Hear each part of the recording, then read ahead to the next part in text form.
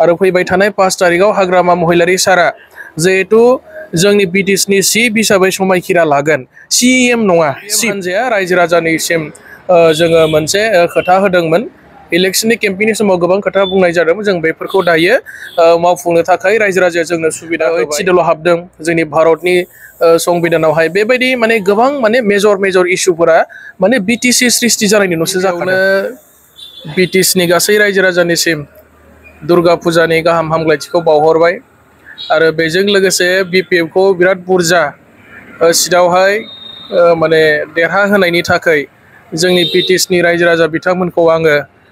BPF लाइमोन हान्जानि आफादगिरि जानानै आङो बयनिसिमबो गोजोननाय आरो साबायखरखौ बावहरदों आरो जोङो बयबो रायजो राजाखौ बिसासाव लानानै जेरैबायदि खोथा होनाय बेबायदि हाग्रामा महिलारी सारनि दैदेननायाव जोङो खामानि मावगोन बिटिसि ओनसोलखौ जौगाहोनायनि खामानि मावगोन जोंनि गोमानाय माखासे गोहो थार्ड ग्रेड 4 ग्रेडनि साख्रि होनो हानाय केपासिटि बिटिसिनि पावार एन्ड फांसन बेनिजों लोगोसे 16टा डिपार्टमेन्ट ट्रान्सफार जानाय बेबायदि माखासे जोंहा थांनाय 5 बोसोराव जोंनि बिटिसिया माने लस जादोंमोन जोङो बेखौ लाबोफिनगोन आरो मोजां रोखोमै आवगायनि बायदि जोङो बिटिसिनि जौगानायनि थाखाय मोजां खामानि मावनो थाखाय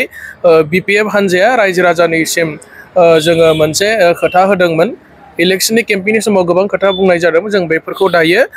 मावफुंनो थाखाय रायजो राजाया जोंनो सुबिदा होबाय बा जोंखौ माने गोहोआव लाबोबाय आं बेनि थाखाय रायजो राजा बिथांमोनखौ फिन खेबसेबाव आङो गोसो गोरबोनिफ्राय बिपिएफ हान्जानि जानानै बिथांमोनखौ साबायखर बावदों आरो खोथा होनाय बायदि गासैबो खामानिफोरखौ जोङो मावगोन आरो मावनो थाखाय एजेन्डाफोरखौ जों मोनफानि उनाव मोनफा मावलांनो थाखाय जों साखाफारा जानानै दङ आरो फैबाय थानाय 5 तारिखआव हाग्रामा महिलारी सारा जिहेतु जोंनि बिटिसिनि चिफ हिसाबै समायखिरा लागोन सिएम नङा चिफ बिटिसिनि एस पार एकर्ड जोंहा चिफसो जायो जोङो बेबायदिनो हाग्रामा महिलारी सारखौ जोङो फिन चिफ हिसाबै जोङो फैबाय थानाय 5 तारिख अक्ट'बराव समायखिरा लानाय हाबाफारि अट टेकिं सेरेमनि जागोन बेनि उनावनो हाग्रामा महिलारी सारा खोथा होनाय बायदि गासैबो खामानिखौ मावगोन आरोखि रायजोआ थारमाने मेन्डेटखौ बिपिएफनोसो होदों एबार माने रायजो राजाफोरा बिटिसिखौ धंस जानायखौ मालाबाबो लुबैयाखै बिटिसिया जौगानांगौ हाग्रामा महिलारी सारनि दैदेननायाव थांनाय 17 बोसोराव जिबायदि जौगादोंमोन माने जोंनाथ' बिटिसि क्रिएट जानायनि आवगाय बिटिसियावथ' जोंहा जेबोआनो गैखायामोन जोंनि ओनसोलाव लामा दालां हस्पिटाल स्कुल कलेज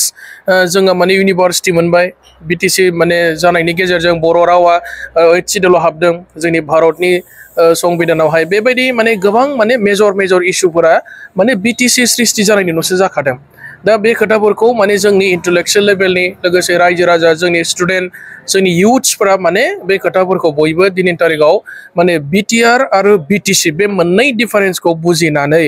बिपिएफ नङाब्ला हाग्रामा महिलारी सार नङाब्ला जोंनि बिटिसिया माने जोबस्रांलांनायनि लामायाव थांगासिनो दङ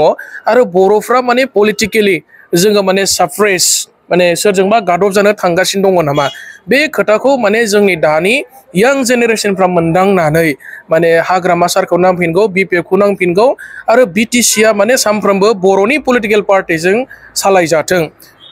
बे खोथाखौ बयबो माने अनुभब खालामनानै माने बिपिएफखौ देरहाहोदों आरोखि